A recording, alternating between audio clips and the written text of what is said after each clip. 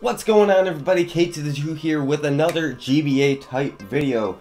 Today I'm going to go over, in no particular order, just some underrated Pokemon that I feel you guys should look out this season in the GBA. Now, to start things off, I'm going to start with Cacturn of the Pittsburgh Piratas.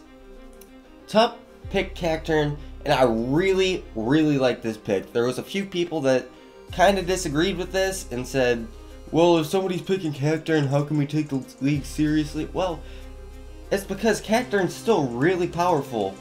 It has one of the best abilities in this format because water is such an overused, well, maybe not overused, but it's very commonly used. It's a very commonly used type, I should say, because of Scald, because of Hydro Pump, because of Waterfall, Aqua Jet, you know, all the water moves. Water Absorb is great for Cacturn. It allows it, even though it is somewhat frail, it gives it the ability to switch into things. Especially like Suicune, who usually only carries one attack, or, I don't know, other things. Cacturn is a strong mixed attacker with very powerful sucker punches. The mixed attacking is going to really help it just because if it wasn't able to attack from either side, its frailness would not allow it to be good in this league. However, the fact that it can learn Dark Pulse and Sucker Punch as well as Giga Drain or Seed Bomb, you aren't going to know what's going to be able to switch into it unless you have something that resists both of its moves. And the last thing, even though it might be 4 times weak to Bug, Heatran and Crobat say hi to that. So yeah, it's not really that big of a threat if it's double weak to Bug, because it's gonna die to any move really, unless it's like 4 times no, nothing 4 times resists with that move combination. Never mind. Next one, we got Doublade of the Real Marill. Now, the first thing I think of Doublade is its amazing typing. I remember back in 4th and 5th gen, everybody was raving about getting a Ghost Steel type.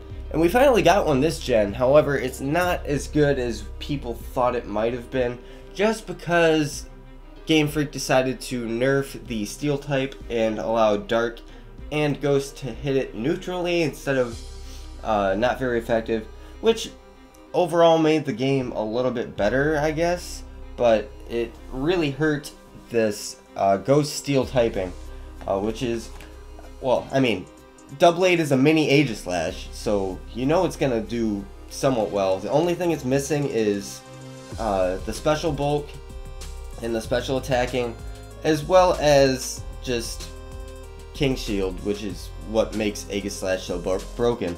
Bork, it makes it borked.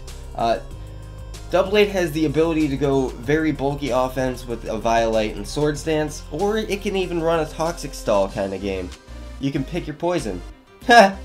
Puns. Did I mention that it's a sword? Actually, wait. It's 2 swords. Oh my lord. Okay, that rhymes, bars. Next, we got Regirock of the New York Yankees.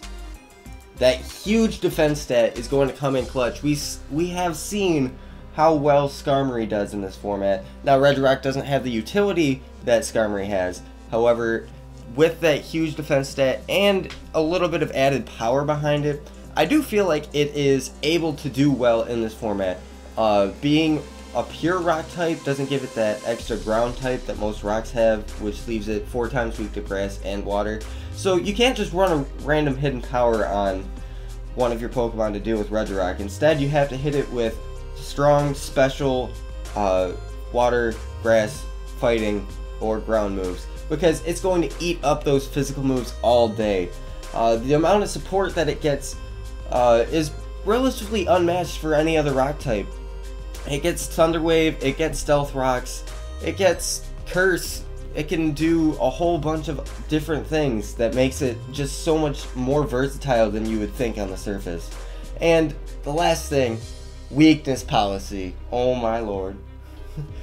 Regirock with Weakness Policy, if you've probably seen on Shady's channel, and Nips, because it's even in Nips' logo. Oh my, it's just, Regirock is really good. Watch out for it. Next up, we have Dusk Noire. That huge bulk plus its semi-reliable recovery and pain split leaves it is a really good partner to Blissey. The Blissey Dusk Noire core for... Wow, say that 5 times fast. I can't even say it once. That core that Cooper has is probably the most disgusting and most synergized out of all the cores in the league. He's going to be able to play his game like he normally does, and if you cannot be patient when playing him, he's going to tear you a new one.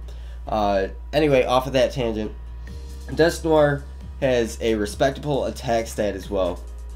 I don't remember off the top of my head what it is. It's like, what is it, 125, 130? I don't know. I'll look it up after and I'll put it on the screen.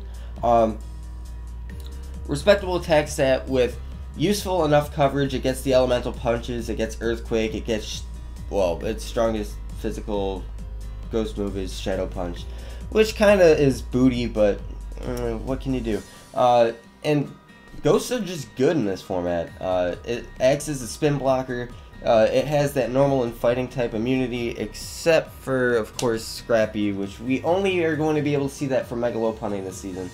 And I don't even think Dusk Noire... Oh, they'll play each other. No, maybe not. I don't know! We'll have to see. Not to mention, it gets Will-O-Wisp, so most ghost types do.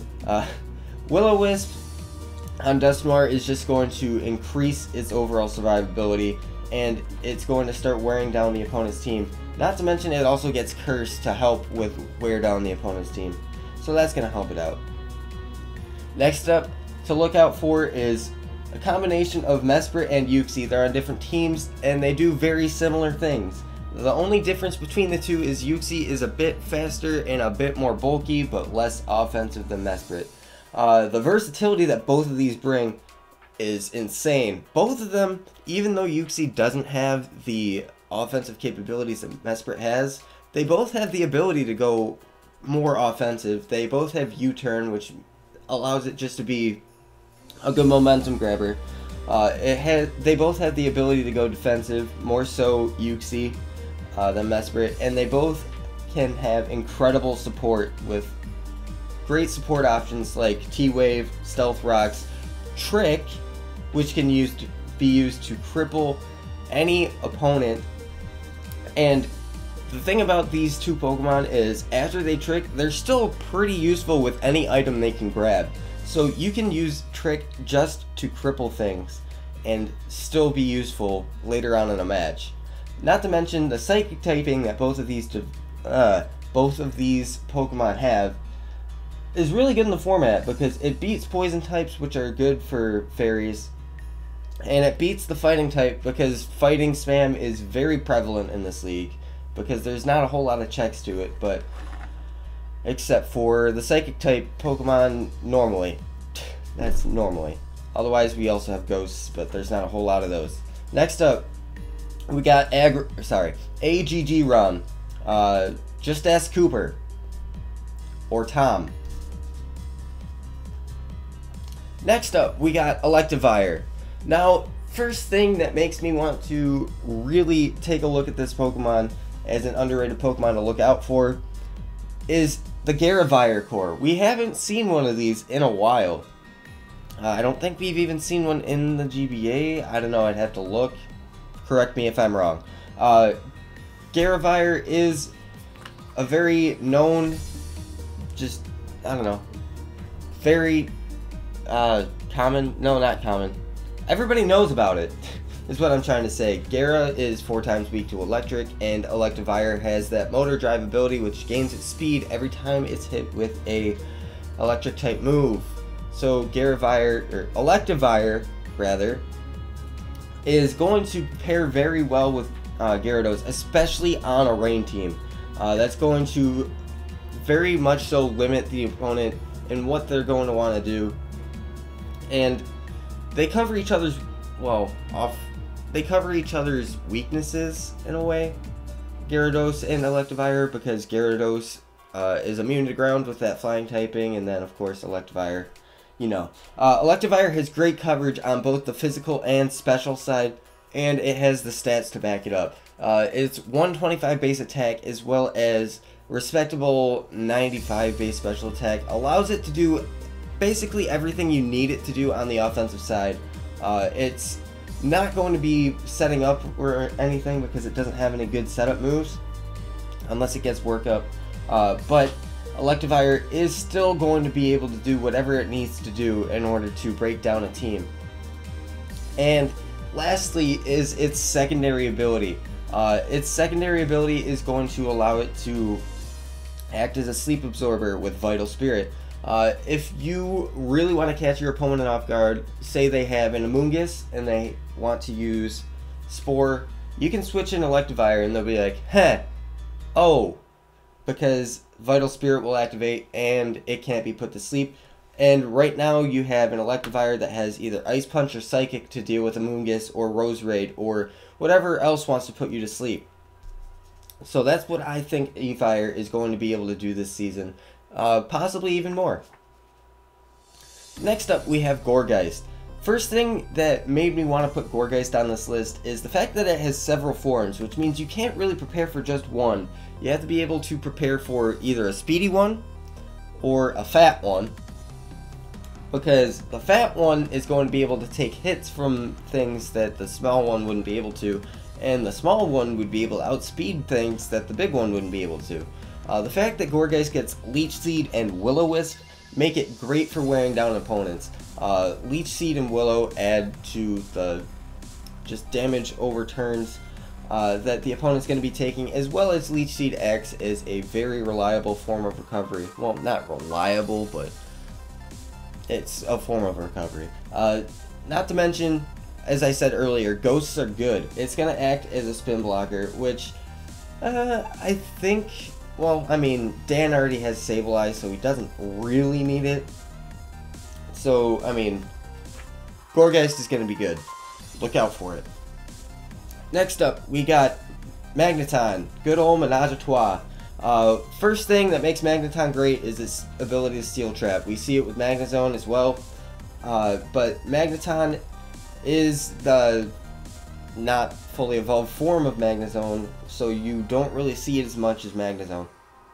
The added speed that Magneton has over Magnezone, though, its base 70 is going to make it, or help it, perform better as a Scarfer, which you won't really see as much from Magnezone because it's not really outspeeding much with that base 60 speed. Magneton, rather, is going to be able to run a Violate as well. It gives it the ability to switch up moves as well as still act as its choice, because if it does the same damage as a Scarf Magneton, and the Violate allows it, unlike Assault Vest, to run Protect to scout for like Earthquake, a random Earthquake or knockoff, as well as the ability to run maybe Thunder Wave, like a clutch Thunder Wave. You never know. It really helps. And the last Pokemon I'm going to cover today is Ditto. Ditto is one of my favorite Pokemon in this league format. I really am high on Ditto, and I feel like this is the season where everybody's going to see why it is so good. First of all, it's going to be able to stop setup sweeps. How is it going to do this? Well, let's say the opponent has a Dragonite out. He sets up +3 with Outrage, or he sets up to +3 with Dragon Dance and clicks Outrage, kills your Pokemon. Now you can come in with Ditto, say you have a Choice Scarf on it, you're going to outspeed and kill that Dragonite right away.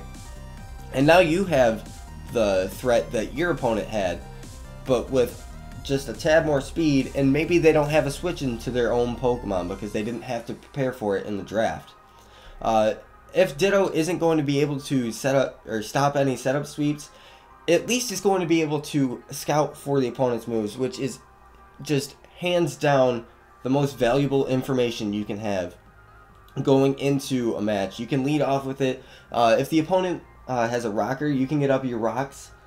Ditto is just really good. Not to mention, you can switch it in on a Flash Fire or Motor Drive Mon and absorb their move. If it's like a grass type going for sleep powder, you can come in, take that, and then they won't be able to really do anything. So yeah, Ditto, I'm really high on. You guys should really look out for not only Ditto, but all of these mons. I think there was 11 on my list. Yes, there was. Look out for all these 11 mons in the GBA this coming season. And I'm sure some of them won't be doing as well as I think they will, but they are ones that you should probably keep an eye on. So, that's enough for this one, and I will see you guys next time.